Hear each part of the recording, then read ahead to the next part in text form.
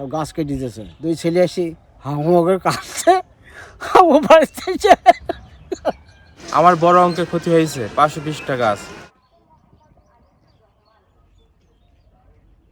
আমি ছিলাম বাড়িতে, আমার দুই ছেলে, এক ছেলে ওই মাঠ, ওই দুই ছেলে ওই মাঠে গেছে।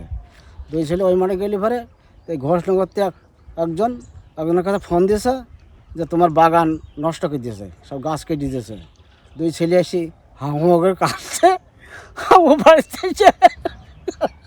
আমি সকালবেলা খেতে আসলাম, পাশাপাশি ভুই, আমার ভুইতে কাজ রয়েছে, কাজ করতে আসছি। এসে দেখি যে এই অবস্থা, তারা সব কাটা। আমি কী ব্যাপারে, আমার তখন মাথায় আগুন ধরে গেছে, কই দিস কি?